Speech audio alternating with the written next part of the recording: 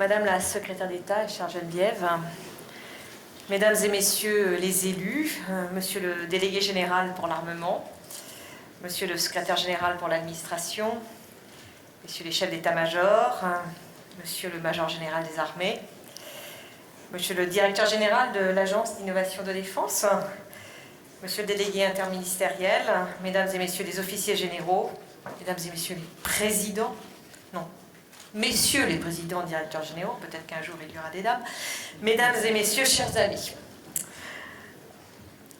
Ils ne savaient pas que c'était impossible, alors ils l'ont fait. Cette phrase nous vient de Mark Twain et elle nous rassemble aujourd'hui. Ce forum, c'est le fruit de l'engagement intense de tout le ministère des Armées. C'est la mobilisation de tous les services, l'enthousiasme de tous ceux qui croient que l'avenir ne se construit qu'en se réinventant, en changeant nos schémas, nos manières de faire et de penser. L'enthousiasme aussi de tous ceux qui savent que le futur de notre défense réside dans notre capacité à nous dépasser, à innover. Ce forum, c'est aussi notre pierre à la semaine de l'innovation publique, car c'est tout l'État qui innove, qui change et se modernise. Et quand la France appelle, les armées répondent toujours présents. Je suis donc très fière du dynamisme de notre ministère pour s'emparer des chantiers de transformation de l'État sous l'égide du Premier ministre. Et je suis très fière des projets qui foisonnent partout, dans l'administration et les soutiens, pour faire plus vite, pour faire plus simple, pour améliorer l'efficacité de nos armées, le quotidien des familles, le soutien de nos blessés, les démarches de nos réservistes. Car l'innovation dans les armées, c'est l'œuvre d'un collectif et d'un ensemble de talents. Elle trouve ses racines dans le terrain, dans l'engagement opérationnel de nos forces, qui par mille ingéniosités améliorent leurs techniques, leurs outils, leurs conditions de vie aussi. Elle trouve sa force dans nos ingénieurs, nos industriels, qui ont repoussé tant de limites et permis tant d'avancées. Elle trouve sa richesse dans nos chercheurs, nos doctorants, qui préparent aujourd'hui les ruptures de demain. Elle trouve sa vitalité dans l'audace des entrepreneurs, de tous ceux qui expérimentent et qui osent. Au fond, l'innovation dans nos armées, c'est une sorte d'évidence. C'est le ministère d'une recherche vive, bouillonnante. Tous les ans, nous soutenons 130 thèses et des centaines de projets académiques. C'est le ministère du soutien à tous ceux qui ont l'envie d'entreprendre. Nous investissons en effet pour notre autonomie stratégique, pour notre souveraineté, pour l'excellence de notre recherche, le savoir-faire de notre industrie et la vitalité de nos entreprises. Nous investissons aussi pour une administration performante, des soutiens efficaces, des armées modernes qui, sur le terrain, réaffirment leur supériorité opérationnelle. Et aujourd'hui, plus que jamais, cet investissement est une urgente nécessité, car regardons en effet le monde autour de nous. Nos quotidiens sont connectés, de notre footing jusqu'à nos courses, de nos rythmes de sommeil jusqu'à nos déplacements et notre musique. Plus rien n'échappe au numérique. Nos systèmes d'information regorgent de données que chacun, allié comme adversaire, voudrait détenir. Les conflits d'aujourd'hui ne ressemblent en rien à ceux d'hier. Le terrorisme nous frappe, ses modes d'action se réinventent, et au Levant comme au Sahel, ce ne sont pas des guerres conventionnelles que nos forces mènent. Les théâtres d'opération changent, l'espace exo-atmosphérique devient un lieu de confrontation, et d'un clic, une attaque cyber peut bloquer nos économies, nos industries, nos moyens de transport. Les relations internationales aussi ont changé. Sous chaque victoire du multilatéralisme, combien de coups du nationalisme. Les États montrent leur puissance par tous les moyens et reprennent une course à l'armement et à la technologie. Les technologies de pointe ne sont plus l'apanage de quelques puissances, elles se répandent, se trouvent même parfois au coin de la rue. Elles sont devenues accessibles pour nos ennemis aussi, et ils en jouent. Alors dans ce contexte, que devons-nous faire? Nous navrer de la lente disparition du téléphone à clapet et surtout ne rien changer? Attendre d'être dépassés par nos ennemis comme par nos alliés et faire le choix de l'affaiblissement et de la dépendance? Non, ce n'est pas l'état d'esprit de notre défense, ce n'est pas l'état d'esprit de nos entrepreneurs, ni de nos ingénieurs, ni de nos chercheurs, et ce n'est pas mon état d'esprit. L'innovation n'est pas un gadget, c'est une nécessité. Car l'innovation, ce n'est pas du flou, c'est du concret. Et si quelqu'un n'en est pas convaincu, eh bien qu'il vienne ici au Forum Innovation Défense. Car ici, pendant 3 jours, ce sont 160 innovations qui vont être présentées. 160 petites ruptures dans nos usages et nos technologies, 160 pas vers des forces plus efficaces et mieux protégées, vers des procédures plus faciles, vers des renseignements plus perfectionnés. Et ici, j'ai vu, comme à chaque fois d'ailleurs que je me déplace dans nos centres d'innovation, des projets, je dois le dire, fabuleux. Des nanosatellites, une prothèse bionique, des objets volants non identifiés, des applications concrètes et abouties de l'intelligence artificielle. Et ces innovations ne sont que la partie immergée de l'iceberg. Derrière elles, il y a tous ceux qui ont travaillé, qui ont conçu, qui ont cherché. Derrière elles, il y a toutes les innovations du quotidien, toutes les révolutions technologiques qui sont à venir, tous les usages, les métiers et les organisations qui s'en trouveront métamorphosées. De vos ateliers, de vos démonstrations, de nos dialogues, c'est un même appel. Un appel pour aller plus loin encore et aussi pour aller plus vite. Repoussons les limites de notre imagination et de nos technologies. Et ne nous laissons freiner par rien, ni par personne. Et créons le cadre qui nous permettra d'agir. Alors cet appel, nous l'avons entendu.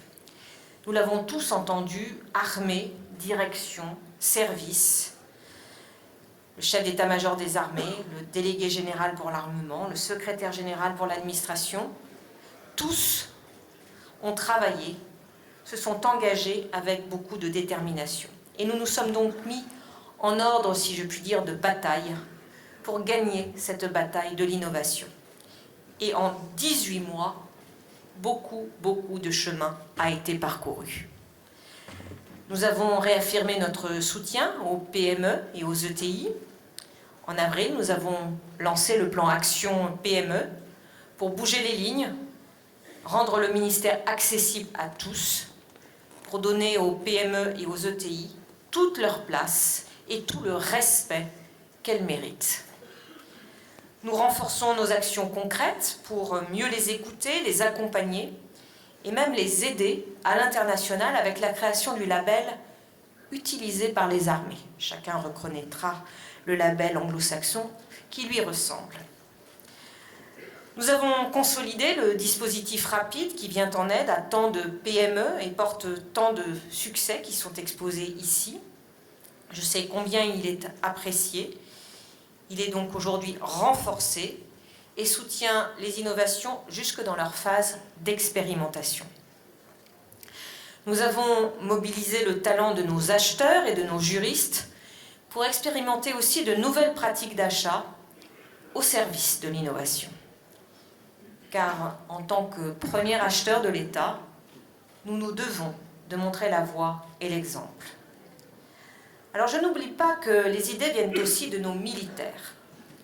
Nous avons donc conforté la mission pour l'innovation participative qui, depuis 30 ans, soutient contre vents et marées parfois les innovateurs au sein de ce ministère.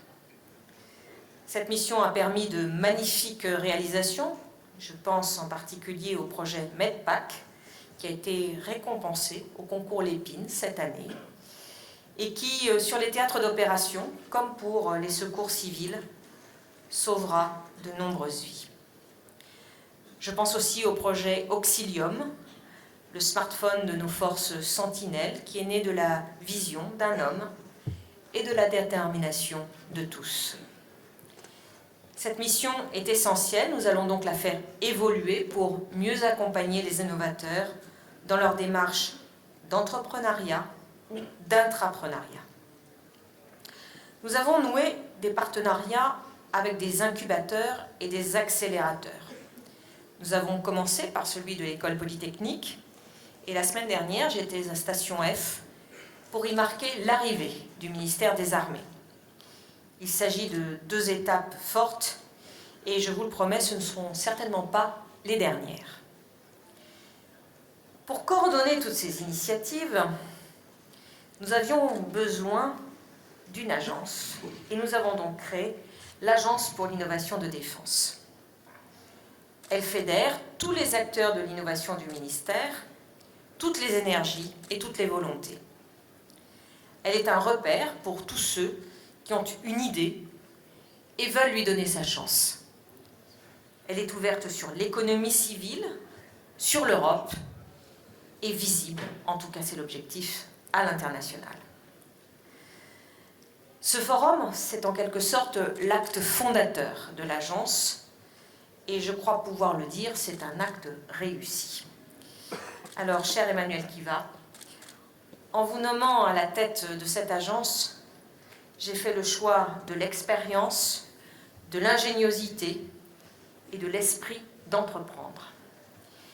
Vous savez l'importance de cette agence pour la réussite opérationnelle de notre pays. Vous savez les espoirs qu'elle suscite et les défis qu'elle devra relever. Alors, je ne veux pas vous mettre de pression, comme on dit, mais c'est un peu l'avenir de notre défense qui est donc entre vos mains. Alors, soyez certains, je vous rassure tout de suite, soyez certains que vous pouvez compter sur ma confiance, mon soutien et surtout ceux de tout le ministère des Armées. L'agence doit disposer de toutes les chances et de tous les outils pour réussir.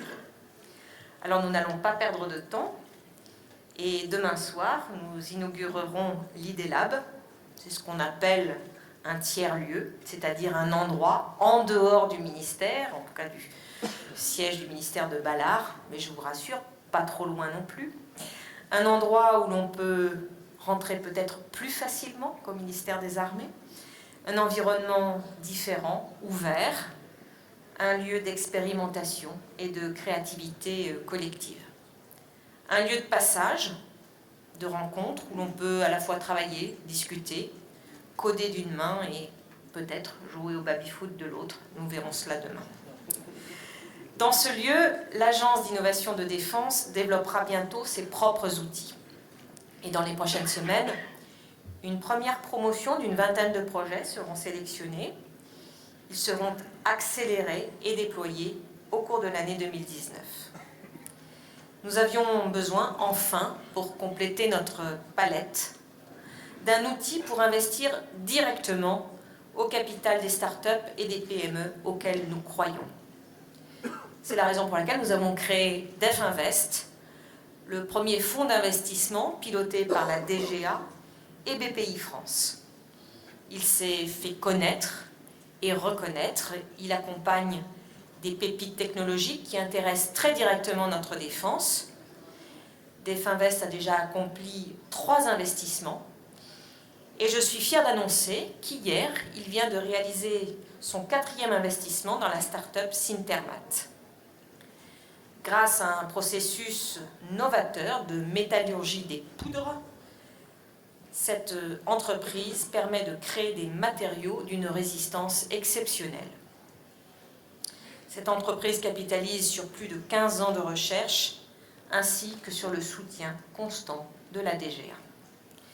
C'est donc le parfait exemple de ce que doit être l'alliance entre l'excellence académique et la réussite industrielle.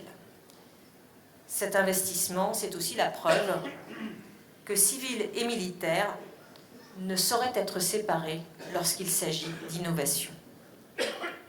Du pneu au plasma lyophilisé, tant d'innovations militaires sont passées et passent encore dans le domaine civil. Quant aux civils, ils ne cessent d'inspirer les technologies militaires et de les enrichir. Alors faisons tomber les barrières et laissons entrer l'économie civile au sein du ministère des Armées. Il nous faut penser globalement, ne pas opposer la petite entreprise au fleuron industriel. Il s'agit de l'avenir de notre défense, il s'agit de la sécurité et de la liberté de la France. Alors toutes les bonnes volontés sont les bienvenues.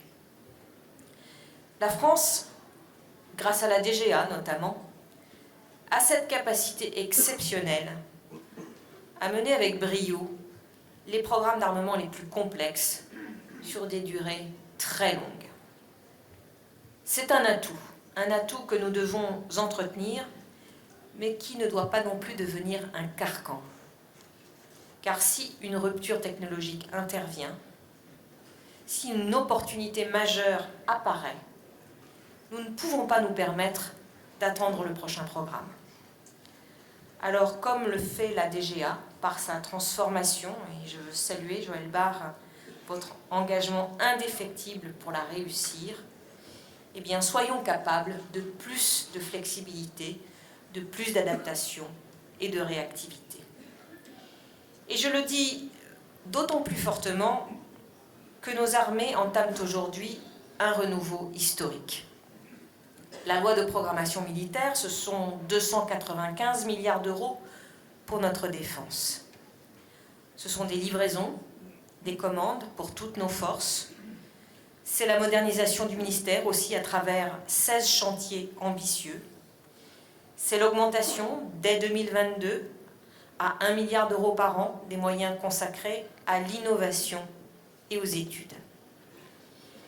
Mais cette loi de programmation militaire, comme le voulait le président de la République, c'est aussi le fondement des armées du XXIe siècle. Elle prend pleinement en compte les évolutions de notre contexte stratégique. Elle nous donne les moyens de prendre pleinement le tournant de l'intelligence artificielle, du cyber, du New Space, ces nouvelles technologies qui transformeront les conflits en profondeur. Il faut immédiatement en comprendre les ressorts et en saisir les opportunités. Alors, nous avons décidé d'investir fortement dans l'intelligence artificielle. De 10 millions d'euros par an en 2017, nous y consacrerons 100 millions par an en 2022.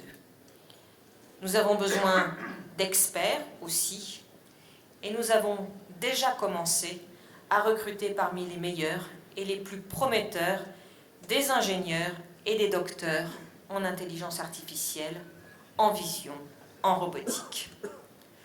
Nous avons lancé des projets, noué des partenariats, et très bientôt, l'Agence d'innovation de défense lancera un challenge sur l'intelligence artificielle dans le domaine spatial. Alors, mon message est clair. Geeks de toutes les régions, unissez-vous.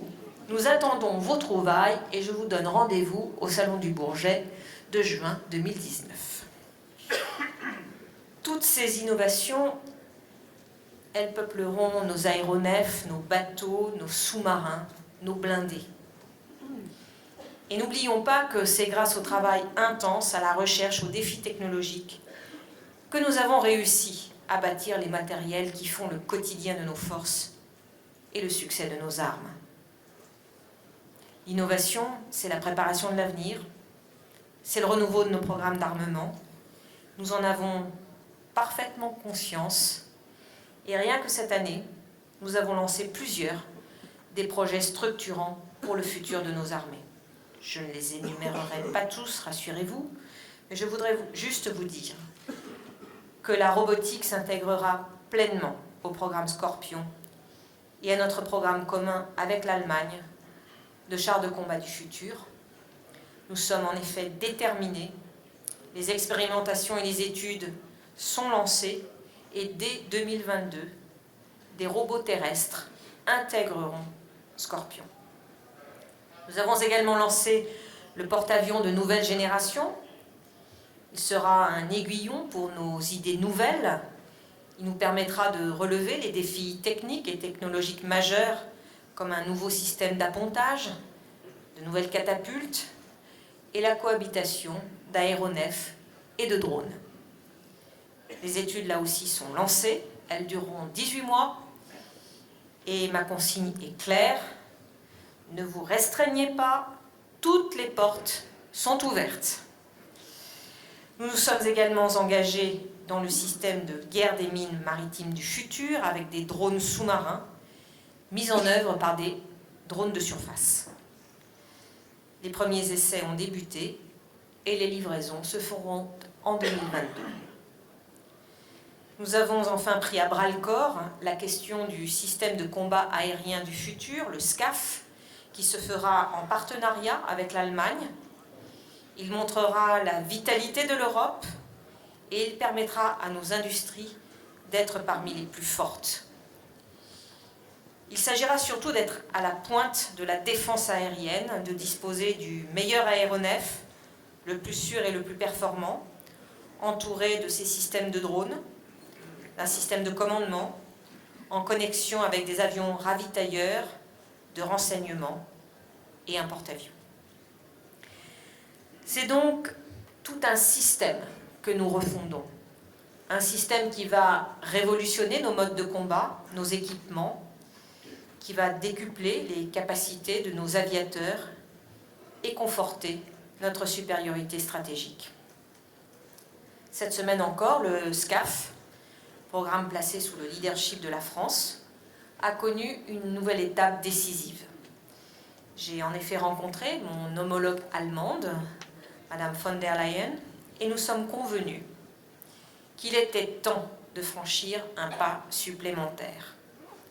Nous avons donc décidé d'entamer les études d'architecture et de conception du SCAF, qui débuteront donc au tout début de l'année 2019.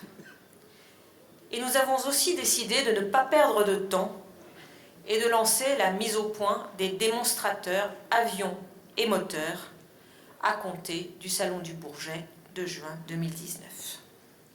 Donc, comme vous le voyez, les programmes du futur avancent. Ils protégeront mieux la France, mieux l'Europe.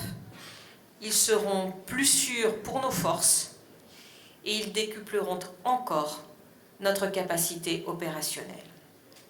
Alors pour tous ces programmes, ce que je souhaite, ce que je veux, c'est de l'imagination, de la créativité. Ne nous réfrénons pas, car quand il s'agit des armes de la France, le mot qui me revient, c'est celui d'Oscar Wilde, qui disait « J'ai des goûts simples, je me contente du meilleur ». Alors, mesdames et messieurs, merci.